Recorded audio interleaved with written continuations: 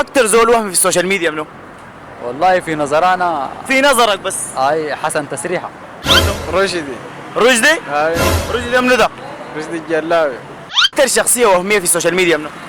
واحدة يعني؟ هو شخصيات كثيرة وهمية، لكن انت شايف اكتر شخصية وهمية منو؟ اتمنى كده الاجابة تكون وصلت.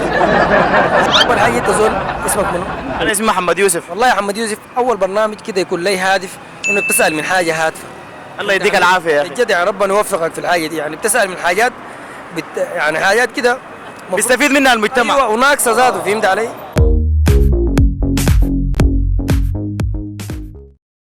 اهلا وسهلا بكم محبي ومتابعي قناتنا نتغير مع النجم محمد يوسف.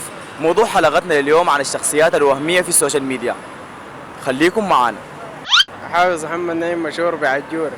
حافظ يا حافظ، والله انت شكلك الليلة حافظ. هاي والله حافظ اي شيء. حافظ اي حاجة؟ هاي اسهل بس. يعني اي شيء حافظه؟ حافظ اي شيء سهل. اكتر انسان وهمي في السوشيال ميديا منو؟ رشدي. رشدي؟ هاي رشدي منو ده؟ رشدي الجلاوي. يا رشدي جلابي، انت قالوا اكتر زول وهمي في السوشيال ميديا، ده نعرف ليه؟ ليه اكتر زول وهمي في السوشيال ميديا رشدي جلابي؟ والله لانه متخلف وعنده حركات بيعملها في السوشيال ميديا دي ما سمح بيشحد الناس وبيشحد البنات. كان متابع مروة الدولية ديك وغشته، قالت له بديك عربية وغشته.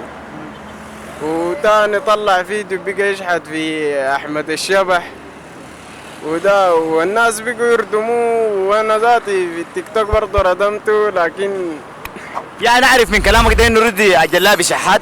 شحات. يا رشدي جلابي زول ده قال عنك شحات. شحات اكبر شحات في السودان. كيف شحات شنو غير مروه الدوليه؟ ثاني شحات منو؟ الدولية واحمد الشبح. مروه الدوليه واحمد الشبح، ثاني منو انت ولا منو؟ قال لي كم نفر جيبوا لي عربية. الناس دي ان شاء الله ادوك. ما ادوا الحق. انت حتى لو شحتك بيديك حاجه؟ انا ايوه. اللي طلق جبنة ماسكة. ليه؟ بس كده. زول مشهور يا زول، انت قايل له زيك زول نجم. زول مشهور شنو والله العظيم، ده قاعد هنا راعي ما اجيبه في البيت. نبش من رشدي جلابي طوالي، نبش منه دغري كده. ده نبش وين؟ شارع عبيد ختم. شارع عبيد ختم ليش سموه شارع عبيد ختف؟ اللقوي بتدور الزول الجلابي. اللقوه بتدور الزول الجلابي، عشان كده مش شارع عبيد ختف لكن عبيد ختف، صح؟ وليه سموه عبيد ختف؟ ما هو بيجي اصلا من طالع هنا البيت ده له لقوي، بيجي بيلقاك في الشارع بتأشر له بتركب معاه. ايوه. تركب معاه بتحنكه وبيجي يمشي بيسقيها عصير ودنيا وسندويشتي وهناي. وهنا دي شنو يعني؟ معلش هنا دي شنو؟ يعني حنك يطلع شارع النيل. ايوه، يعني بعد ما يجوا شارع عبيد ختف ده طوال يمشوا ياكلوا وبيشربوا وبس. يعني بغشوك يا خروف. بغشوك يا خروف، ركز يا خروف معك. خروف وكان ما خروف بيسقيها بارد. اكتر حاجه بتحبها في البنات شنو؟ اللي بيصدق. اللي بيصدقني اكتر حاجه زول ده بحبها، وانا ما بحبها غايته. بحبها الله بموت فيها. ليه؟ عجبني بس كده. بعجبك اللي بيصدقك؟ هاي حرام. يا ناس ما تضيقونا في سكن. سمع والله سمع. سمع اللي بيصدق. اكتر حاجه بتكرهها في البنات شنو؟ اللبس الواسع وتكون ثقيلة، تكون خفيفة يعني نقدر نشاغبها. يا بتكون خفيفه عشان الناس يشغلوك، ما ممكن يعني التقل شنو؟ هاي نشاغبها. داير كده؟ يعني نحن ما عندنا حق الا للناس الجلابة والنظافة، عرب زود ما عندهم في البنات دي الحياة. انت ما بتشغل البنت الخفيفه؟ خفيفة هاي عشان بتجي معاي. بتيجي مع مويتك. هاي التقيله رايك فيها شنو؟ الثقيلة زي ما تتكلم معاه ما بتشتغل بكون ناس معينين وكده. ايوه، يعني البنت الثقيله ناس معينين، اما البنت الخفيفه دي مع اي زول عايشه الدنيا، صح؟ اي عشان كده نعيش الدنيا مع الخفاف ديل بس، التبع ديل ما بنقدر عليه. الله يديك العافيه يا حافظ. بس الله يا بارك الله فيك. انتوا غيرتوا البنات معكم. ما غير البنات لانه حكايتين كل مره تجي بنت وتغني بيشغلوا فيها ما بينفع، وبيجي مرات انت فاهم وعارف، صح؟ والله حلوات يا. حلقتنا اليوم دايين نسالك من انه اكثر شخصيه وهميه في السوشيال ميديا منو؟ واحدة يعني؟ هو شخصيات كثيره وهميه، لكن انت شايف اكثر شخصيه وهميه منو؟ اتمنى كده الاجابة تكون وصلت. ده منو ده؟ ده كمية من الشخصيات الوهمية. لا، اكثر شخصيه وهميه في نظرك منو؟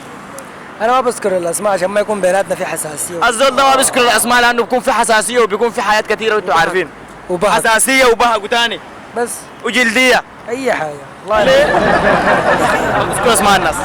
خايف يعني؟ لا ما خايف، هذه ناس شنو ده موضوع خايف. في ناس ما خايف، خايف اسمها. خايف في ناس خايف. عين، في ناس اصحابي يعني انا كان دار انسحم، ما بنسحب من الكاميرا، بنسحب ورا الكاميرا، فهمت علي؟ هم اصحابي، يلا انا لما اذكر اساميهم هنا في الكاميرا اولد معهم حساسيه، ودي ما من الانسانيه انه اظهر الحياه دي للناس، الناس انه عارفه انه ديل كده مجموعه من الشباب يعني ما عندهم محتوى، ظاهرين في السوشيال ميديا واي واحد داير، الناس دي مركز على انه يكون عنده شو، انه يكون زول معروف، انه زول مشهور، ما عنده يعني ما ساعي انه يكون عنده هدف، ما ساعي انه يكون عنده رساله هادفه يقدمها للناس، للمجتمع الطيب، والمجتمع اطيب مجتمع في العالم، المجتمع الناس يستفيدوا منه. ايوه، همه الوحيد انه يكون زول منقوش يعني بالدارجه كده، زول معروف، زول مشهور، يكون زول مكنه ومشهور للناس كلهم. ما مكانه دي ما اي زول، ما شهرة يعني. بس يكون لا مكانه دي براء. ايوه.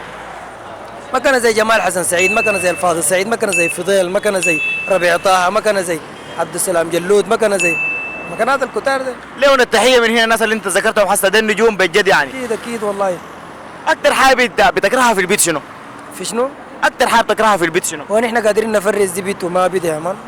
كيف يعني؟ ما الزول ما قادر يفرز بين البيت والولد، وانا ذاتي مرات زيه.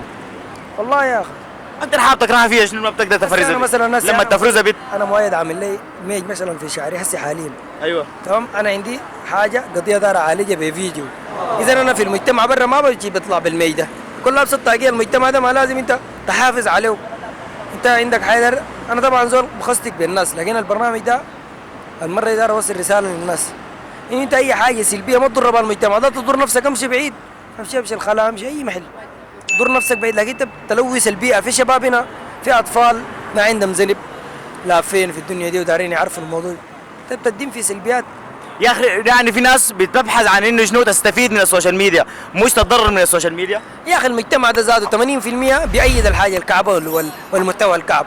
انا ما بلوم الشباب ديل زادهم، الشباب ديل اصلا ما راسهم فاضي، ما عندهم حاجه يقدموها، فهمت علي؟ بيجوا ناطين في مواضيع تافهه انت زي ما عارفها، ما بدايه لذكر. لا عارفها. هاي فهمت؟ انا بلوم المجتمع زاده اللي بيساعد في نشرها، فهمت علي؟ بعدين بيجي بيقول لك يا اخي الناس ما من الناس انتوا ديل ذاتكم بيساعدوا في الحاجه دي، الرساله دي للناس اللي ماسكين تلفوناتهم، القران ده لما تلقاه بيمشي كلام مهم، السلام عليكم زود، يعني خربانه من كبارها. هاي زود دي ما تفهم غلط، زود دي دارجه حقنا نحن الشباب، في جنبين طبعا في التعليقات يقول لك ده ما عنده ما بيعرف يتكلم، برضه الرساله لك انت ده بتلقى لك حاجه بتعمل. مبروك للشباب دول، مبروك للشباب دول، نجحوا كلهم نجحوا، الشباب دول كلهم نجحوا، دول خريجين نجحوا وما شاء الله ما حيلقوا شغل، ربنا يديهم الصحه والعافيه، ما حيلقوا شغل نهائي. ليه ما حيلقوا شغل؟ يعني انت حاسه بتكسر في مقاديفهم ولا شنو؟ لا ما سمعوني هم بالمناسبه. هم ما سمعوك لكن انا سمعتك. والله اول حاجه انت زول اسمك منو؟ انا اسمي محمد يوسف. والله يا محمد يوسف اول برنامج كده يكون لي هادف انه بتسال من حاجه هادفه. الله يديك العافيه يا اخي. بجد يعني ربنا يوفقك في الحاجه دي، يعني بتسال من حاجات يعني حاجات كده بيستفيد منها المجتمع. ايوه وناقصه ذاته، فهمت علي؟ انت بتحارب في حياه وربنا يوفقك ونحن معاك يا أستاذ. اللهم امين. رايك شنو في انه شارع عبيد ختم سموه شارع عبيد ختم ليه؟ يلا دي انا شوف المشاكل دي نحن عارفينها، والفيديو ده حيشوفوه ناس غير السودانيين. المشكله وين يعني؟ المشكله نحلها مع بعض، نحن عارفين الحاصل شنو، احنا ده نوصل لكم رساله انه الحاجات الزي دي السلبيات زي دي ما بنشروها للناس، في اي دوله في سلبيات والله العظيم. في سلبيات يا ناس بتعالجها كيف الناس؟ عبيد خطف، هاي عبيد خطف، انا ما بوريك في شنو في عبيد خطف، انت عارف ونص الشعب السوداني ده عارف. في ناس ما عارفين انه وريهم. عارفين يلا ما قدرنا نوريهم عشان الحاجه دي ما تتعمم اكثر، نحلها ماله، نحلها زي فيلم كابوس ده، لقيت المخرج بتاعه ما بدايه لذكر اسمه معروف، المخرج قال لي يا اخي، قلت له انت بتقتنع اختك دي بتوافق ان اختك دي تملص ملابسها تظهر؟ قال لي ايوه بوافق لانه دي رساله، ناس ما قروا، ناس جهله يوصل الرساله بكلام زي ده؟ كلام انه انت تعالج قضيه، يعني انا قلت ادله تجيب بنت تملص كده ده قدام العالم عشان توصل رساله. يا زول المجتمع السوداني عنده عادات وتقاليد، ما تقلد ليل ما بدايه لذكرهم، معروفين الناس اللي قاعد يقلد فيهم دول اصلا ما سودانيين لكن معروفين منه. رساله لكم، ما اقدر اكثر عليكم، رساله لكم وشكرا لك يا محمد على البرنامج. يا جماعه الله يديك العافيه. نحن عندنا عادات وتقاليد، عالج القضيه بطريقه سمحه، بحاجه ما تافهه، عالجها في طرق كثيره، انت لو راسك فاضي تعلينا نحن ديل ما اي زول يا شباب، اي زول راسه فاضي ودار يقدم محتوى في السوشيال ميديا يجي للشاب ده، ما للدرجه دي. يلا شنو؟ كيف كميه يعني غلبتك، دار توصل رساله عربيه دي عامله كيف؟